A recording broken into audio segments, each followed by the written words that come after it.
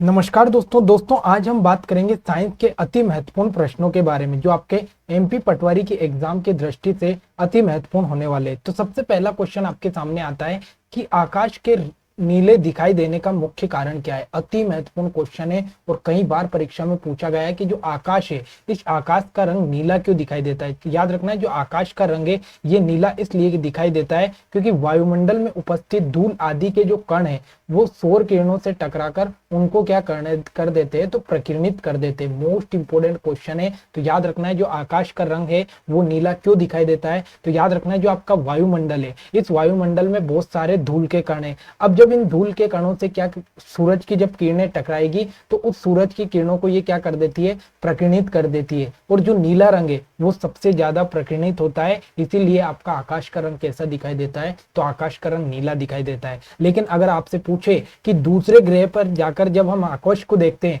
तो आकाश का रंग कैसा दिखाई देता है, तो दूसरे ग्रह से आकाश का रंग काला दिखाई देता है। ये मोस्ट इंपोर्टेंट बात आपको याद रखनी है। अगला क्वेश्चन आता है कि संतरे में कौन सा विटामिन अधिक होता है। तो याद रखना है जो संतरा होता है इस संतरे में कौन सा विटामिन रहेगा, तो इसमें विटामिन सी रहेगा। अब मोस्ट इंपोर्टेंट बात तो ये है कि याद रखना है जो विटामिन सी है इस विटामिन सी का जो रासायनिक नाम है वो क्या है, तो वो है आपका एस्कार्बिक अम्ल। क्या है, एस्कार्बिक अम्ल, एस्कार्बिक अम्ल। फिर आपसे पूछे कि जो विटामिन सी है ये विटामिन सी आपके किस में पाया जाता है, तो ये खट्टे फलों में पाया जाता है, खट्टे फलों में। फिर आपसे पूछे कि विटामिन सी की कमी से कौन सा रोग होता है, तो विटामिन सी की कमी से होता है स्कर्वी रोग, स्कर्वी रोग। और मोस्ट इंपोर्टेंट बात याद रखना है जो जब स्कर्वी रोग होता है तो आपके जो मसूड़े होते हैं इन मसूड़ों में से क्या होता है, तो इन मसूड़ों में से खून आता है, खून आता है। ये इंपोर्टेंट बातें आपको क्या याद रखनी है, तो विटामिन सी के बारे में याद रखनी है। विटामिन सी का वैज्ञानिक नाम एस्कार्बिक अम्ल है। ये खट्टे फलों में पाया जाता है, इसकी कमी से स्कर्वी रोग होता है और जिसके कारण जो आपके मसूड़े हैं इन मसूड़ों में से क्या आता है, तो मसूड़ों में से खून आता है। अगला क्वेश्चन आता है कि जो विद्युत बल्ब है इसके फिलामेंट किसके बने होते हैं। मोस्ट इंपोर्टेंट क्वेश्चन है। आपने बल्ब देखा होगा और उसमें इस प्रकार से एक बत्ती बनी होती है, ये इस प्रकार से, तो इसको बोला जाता है फिलामेंट। और याद रखना है जो विद्युत बल्ब के फिलामेंट होते हैं वो किसके बनाए जाते हैं, तो वो टंगस्टन के बनाए जाते हैं। अति महत्वपूर्ण क्वेश्चन है कि विद्युत बल्ब का फिलामेंट किसका बना होता है, तो ये टंगस्टन का बना होता है। अगला, एसआई में बल का क्या मात्रक है। मोस्ट इंपोर्टेंट क्वेश्चन है कि जो बल है इस बल का एसआई पद्धति में मात्रक क्या है, तो याद रखना है एसआई पद्धति में जो बल का मात्रक है वो क्या है, तो ये न्यूटन है। अति इंपोर्टेंट क्वेश्चन है, एसआई पद्धति में बल का मात्रक क्या है, तो न्यूटन है। अगला, यदि पृथ्वी पर कोई चट्टान चंद्रमा पर ले जाया जाए तो क्या होगा। मोस्ट इंपोर्टेंट क्वेश्चन है कि याद रखना अगर पृथ्वी से कोई भी चट्टान या कोई भी चीज अगर हम चंद्रमा पर ले जाते हैं तो उसमें क्या होता है, तो याद रखना है उसके भार में कमी आती है। मोस्ट इंपोर्टेंट क्वेश्चन है, आपसे सीधा सीधा पूछेगा कि अगर पृथ्वी से कोई भी चीज या चट्टान अगर हम कहाँ ले जाएंगे, चंद्रमा पर ले जाएंगे तो उसके भार में क्या होगी, तो उसके भार में कमी आ जाएगी। मोस्ट इंपोर्टेंट बात है। अगला क्वेश्चन, बायोगैस का मुख्य अवयव। मोस्ट इंपोर्टेंट क्वेश्चन है, कई बार एग्जाम में पूछा गया है कि जो बायोगैस है इस बायोगैस का मुख्य घटक या अवयव क्या है, तो याद रखना है ये आपका मीथेन। जो मीथेन गैस है ये बायोगैस का मुख्य घटक है। और याद रखना है जो मीथेन गैस है ये कहाँ पाई जाती है, तो ये चट्टानों में पाई जाती है, चट्टानों में पाई जाती है। ये अति महत्वपूर्ण क्वेश्चन है। अगला क्वेश्चन है कि प्लास्टर ऑफ पेरिस प्राप्त किया जाता है। मोस्ट इंपोर्टेंट क्वेश्चन है। सबसे पहले तो अगर हम बात करें जो प्लास्टर ऑफ पेरिस है, ये प्लास्टर ऑफ पेरिस आपने कहाँ देखा होगा, तो आपकी जब हड्डी टूट जाती है तो उसमें आपका पट्टा चढ़ाया जाता है, तो जो व्हाइट कलर का होता है वो प्लास्टर ऑफ पेरिस होता है। वहीं अगर बात करें प्लास्टर ऑफ पेरिस की तो इसको हड्डियों में जोड़ने में, उसके बाद में इसके द्वारा खिलौने बनाए जाते हैं, खिलौने बनाने में इसका उपयोग किया जाता है। बात करें कि जो प्लास्टर ऑफ पेरिस है ये कहाँ से प्राप्त होता है, तो याद रखना है ये जिप्सम से प्राप्त होता है। अति इंपोर्टेंट क्वेश्चन है, एग्जाम में पूछा गया है कि प्लास्टर ऑफ पेरिस कहाँ से प्राप्त होता है, तो ये जिप्सम से प्राप्त किया जाता है। अगला, साधारण नमक का वैज्ञानिक नाम क्या है। मोस्ट इंपोर्टेंट क्वेश्चन है कि साधारण नमक जो हम खाने में यूज करते हैं उस खाने में यूज किया जाने वाला नमक का वैज्ञानिक नाम क्या है, तो याद रखना है उसका वैज्ञानिक नाम है sodium chloride. Most important question है कि जो साधारण नमक है इसका वैज्ञानिक नाम क्या है, तो इसका नाम है सोडियम क्लोराइड। अगर आपसे इसका सूत्र पूछ ले तो वो है आपका NaCl। मोस्ट इंपोर्टेंट क्वेश्चन है। तो NaCl क्या है, तो NaCl सोडियम क्लोराइड है और ये एक प्रकार का साधारण नमक है जिसका यूज हम खाने में करते हैं। अगला, लुढ़कती हुई गेंद कुछ दूर लुढ़कने के बाद स्वयं रुक जाती है, या किस कारण से होता है। मोस्ट इंपोर्टेंट क्वेश्चन है। आपने कोई भी गेंद को कुछ दूर के लिए लुढ़काया और कुछ दूर जाने के बाद वो अपने आप रुक जाती है, तो ये कौन सी घटना है। तो याद रखना है ये घर्षण बल है। याद रखना है जो जमीन है, इस जमीन और उस गेंद के बीच में एक घर्षण हो रहा है, और इस घर्षण के कारण इस गेंद की गति धीरे धीरे कम होती जाती है और अंत में जाकर ये रुक जाती है। तो ये किस कारण से हो रहा है, तो घर्षण बल के कारण हो रहा है। अगला, शहरों में या तालाबों का पानी शुद्ध करने के लिए कौन सी गैस का यूज किया जाता है। मोस्ट इंपोर्टेंट क्वेश्चन है कि या तो शहरों के जो तालाब होते हैं उनमें जो पानी होता है उसको शुद्ध करने के लिए कौन सी गैस का उपयोग किया जाता है। तो याद रखना है पानी को शुद्ध करने के लिए क्लोरीन गैस का उपयोग किया जाता है। मोस्ट इंपोर्टेंट क्वेश्चन है कि जो शहर के तालाब या कुएं होते हैं उनमें जो पानी होता है उनको शुद्ध करने के लिए किस गैस का उपयोग किया जाता है। तो वो है आपकी क्लोरीन गैस।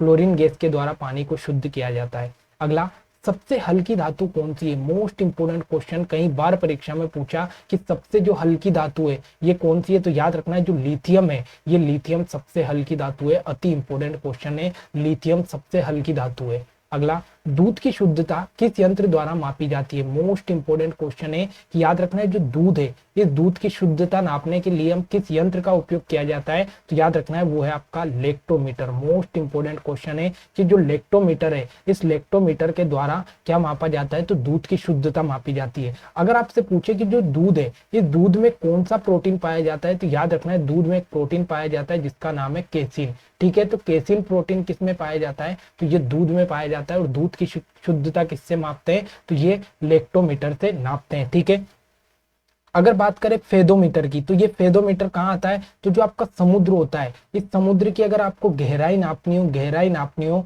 तो किसका उपयोग किया जाता है, तो उसका उपयोग किया जाता है फेदोमीटर का। अगला क्वेश्चन, खनिज एवं चट्टानों में कौन सा तत्व सबसे अधिक पाया जाता है। मोस्ट इंपोर्टेंट क्वेश्चन है कि जो आपके खनिज और चट्टान होते हैं, इन खनिज और चट्टान में कौन सा तत्व सबसे ज्यादा पाया जाता है। तो याद रखना है ये है आपका कार्बन। जो कार्बन होता है, इस कार्बन की मात्रा खनिज और चट्टानों में सबसे ज्यादा पाई जाती है। अगला, गुब्बारों में हाइड्रोजन की अपेक्षा हीलियम गैस भरना अधिक उपयोगी माना जाता है, क्यों। मोस्ट इंपोर्टेंट क्वेश्चन है। आपने बहुत सारे प्रोग्राम में देखा होगा कि जब गुब्बारों को एकदम से छोड़ा जाता है तो वो काफी ज्यादा ऊपर तक चले जाते हैं। तो अगर हम बात करें हीलियम गैस की, तो याद रखना है जो हवा से भी हल्की गैस होती है, हवा से भी जो हल्की गैस है वो कौन सी गैस है, तो उसका नाम है हीलियम गैस।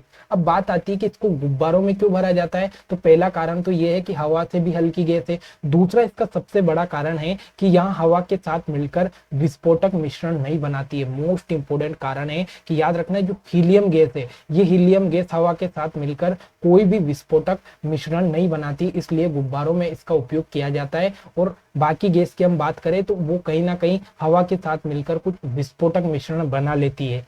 अगला क्वेश्चन आपके सामने कि कार्बनिक पदार्थों के सड़ने पर जो मार्शी गैस उत्पन्न होती है या अधिकांशतः कोयला खदानों में पाई जाने वाली गैस का नाम क्या है। मोस्ट इंपोर्टेंट क्वेश्चन है। यहाँ से दो क्वेश्चन निकले, एक तो जो कार्बनिक पदार्थ है, जब कार्बनिक पदार्थ सड़ते हैं तो कौन सी गैस निकलती है, और दूसरा क्वेश्चन ये है कि जो कोयले की खदान है, इस कोयले की खदान में कौन सी गैस पाई जाती है। दोनों का आंसर एक ही है, लेकिन क्वेश्चन आपसे किसी भी रूप में पूछ सकता है। तो याद रखना है जब भी कार्बनिक पदार्थ सड़ेंगे या जो कोयले की खदान है उसमें कौन सी गैस मिलती है, तो याद रखना है वो मिलती है आपकी मीथेन गैस। मोस्ट इंपोर्टेंट है कि जो मीथेन गैस है, ये मीथेन गैस आपको कोयले की खदानों और कार्बनिक पदार्थों के सड़ने पर प्राप्त होती है। अगला, तत्काल शक्ति के लिए खिलाड़ी किसका उपयोग करते हैं। मोस्ट इंपोर्टेंट क्वेश्चन है दोस्तों। जब भी कोई खिलाड़ी गेम खेल रहा है तो उसको क्या है, तत्काल या तुरंत एनर्जी चाहिए, और तुरंत एनर्जी की अगर हम बात करें तो ये कहाँ से प्राप्त होती है, तो ये कार्बोहाइड्रेट से प्राप्त होती है। कार्बोहाइड्रेट से क्या प्राप्त होती है, तो तुरंत एनर्जी प्राप्त होती है। अगर इन ऑप्शन में से देखें तो जो कार्बोहाइड्रेट है इसका मतलब क्या होता है, तो इसका मतलब है शर्करा। कार्बोहाइड्रेट मतलब क्या होता है, शर्करा। और यहाँ पर आपको एक नाम दिखाई दे रहा है जिसका नाम है सुक्रोज। तो याद रखना सुक्रोज एक प्रकार की शर्करा है या एक प्रकार का कार्बोहाइड्रेट है। और जब जो खिलाड़ी है उसको तत्काल अगर शक्ति चाहिए, तत्काल एनर्जी चाहिए, तो वो किसका उपयोग करेगा, सुक्रोज का उपयोग करेगा। या फिर यहाँ पर ऑप्शन में आपको कार्बोहाइड्रेट भी मिल सकता है। तो याद रखना जितने भी कार्बोहाइड्रेट है वो आपको तुरंत एनर्जी देते हैं। ठीक है, अगला क्वेश्चन आपके सामने कि वायुमंडलीय दाब नापने वाला यंत्र है, मोस्ट इंपोर्टेंट क्वेश्चन है कि वो कौन सा यंत्र है जिसके द्वारा वायुमंडलीय दाब को नापा जाता है। तो याद रखना है उसके जो बैरोमीटर है, इस बैरोमीटर का उपयोग कहाँ किया जाता है, तो वायुमंडलीय दाब को नापने के लिए बैरोमीटर का उपयोग किया जाता है, मोस्ट इंपोर्टेंट है। अगला टोलमी पृथ्वी का सिद्धांत है, मोस्ट इंपोर्टेंट क्वेश्चन है कि एक वैज्ञानिक आए थे जिसका नाम क्या है, जिनका नाम है टोलमी। अब जब स्टार्टिंग में ये घटनाएं चल रही थी कि भाई किस प्रकार से ब्रह्मांड है, किस प्रकार से ग्रह है, तो यहाँ पर एक वैज्ञानिक आए थे, उन्होंने एक सिद्धांत दिया था। उन्होंने ये बताया कि जो पृथ्वी है, ये पृथ्वी पूरे ब्रह्मांड का केंद्र है, और जो सारे ग्रह जैसे सूर्य और जितने भी ग्रह वो किसका चक्कर लगाते हैं, तो वो पृथ्वी का चक्कर लगाते हैं। तो जो टोलमी का सिद्धांत है, ये टोलमी का सिद्धांत यहाँ पर क्या हो गया था, फेल हो गया था। क्यों? क्योंकि इन्होंने क्या बोल दिया कि जो आपकी पृथ्वी है, इस पृथ्वी का चक्कर बाकी सभी ग्रह लगाते हैं, और सूर्य भी किसकी परिक्रमा करता है, तो जो सूर्य भी है पृथ्वी की परिक्रमा करता है। तो इसीलिए जो टोलमी है, इन टोलमी का जो ये सिद्धांत है ये फेल हो गया था। लेकिन एक और यहाँ पर वैज्ञानिक आए थे जिनका नाम है कोपरनिकस। तो याद रखना, जब कोपरनिकस आए तो कोपरनिकस ने सही घटना का पता लगाया, और इन्होंने ये बताया कि जो सूर्य है, ये सूर्य सबसे केंद्र में होता है, और बाकी जितने भी ग्रह है, ये बाकी जितने भी ग्रह किसका चक्कर लगाते हैं, तो ये सूर्य का चक्कर लगाते हैं। तो ये कोपरनिकस ने यहाँ पर सही सिद्धांत दिया था, मोस्ट इंपोर्टेंट क्वेश्चन है। अगला क्वेश्चन कि शक्ति का मात्रक क्या है, मोस्ट इंपोर्टेंट क्वेश्चन है कि जो शक्ति है, इस शक्ति का मात्रक क्या है। तो याद रखना शक्ति का मात्रक क्या है, तो ये शक्ति का मात्रक जूल है, मोस्ट इंपोर्टेंट क्वेश्चन है। नहीं, यहाँ पर जूल नहीं, शक्ति का मात्रक वाट है, watt, most important, option number B, शक्ति का मात्रक क्या है, वोट है।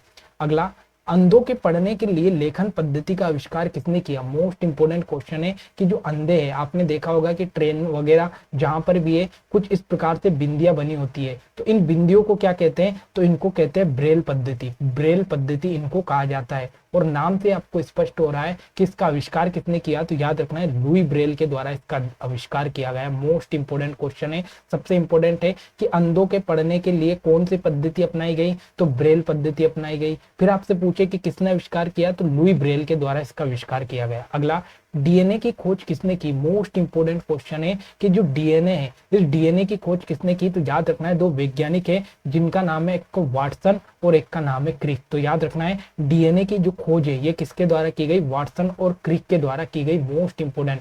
अब आपसे पूछे कि कोशिका का, जो आपकी कोशिका होती है, इस कोशिका का वो कौन सा कोशिकांग है जिसके पास स्वयं का डीएनए होता है, जिसका पास स्वयं का डीएनए होता है, तो याद रखना है उसका नाम है माइटोकॉन्ड्रिया। माइटोकॉन्ड्रिया, इस माइटोकॉन्ड्रिया के पास स्वयं का डीएनए होता है, ये बात मोस्ट इंपोर्टेंट आपको याद रखनी है। और डीएनए की खोज किसने की, तो वॉटसन और क्रिक के द्वारा की गई है।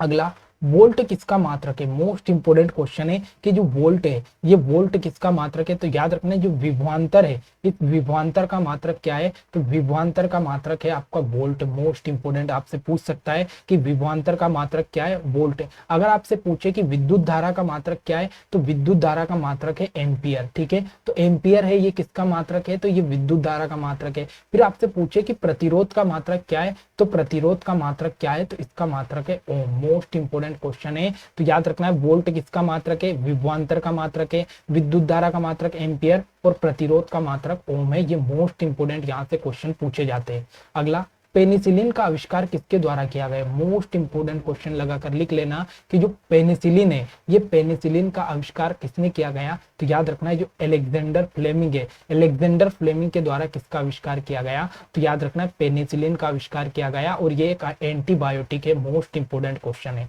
अगला, चेचक के टीके का आविष्कार किसने किया, दोस्तों 5 स्टार लगाकर लिख लेना, कई बार एग्जाम में क्वेश्चन पूछा गया कि जो चेचक का टीका है इसकी खोज किसने की, तो याद रखना है जो एडवर्ड जेनर है, एडवर्ड जेनर के द्वारा किसकी खोज की गई, तो चेचक के टीके की खोज की गई। मोस्ट इंपोर्टेंट क्वेश्चन लगाकर लिख लेना। अगला, प्रकाश वर्ष किसका मात्रक है, दोस्तों ये कई बार कंफ्यूज करता है कि प्रकाश वर्ष, यहाँ पर प्रकाश आ रहा है तो बहुत सारे लोग प्रकाश यहाँ पर टिक कर देते हैं, लेकिन याद रखना है जो प्रकाश वर्ष किसका मात्रक है, तो ये दूरी का मात्रक है। मोस्ट इंपोर्टेंट क्वेश्चन है कि प्रकाश वर्ष किसका मात्रक है, तो ये दूरी का मात्रक है। तो दोस्तों ये आज के अति इंपॉर्टेंट क्वेश्चन थे जिसमें हमने साइंस के मिक्स क्वेश्चन को यहाँ पर डिस्कस किया। आशा करता हूँ कि आपको क्लास पसंद आई होगी। अगर क्लास अच्छी लगे तो लाइक कमेंट शेयर करना ना भूले। मिलते हैं अगली क्लास में। जय हिंद, जय भारत।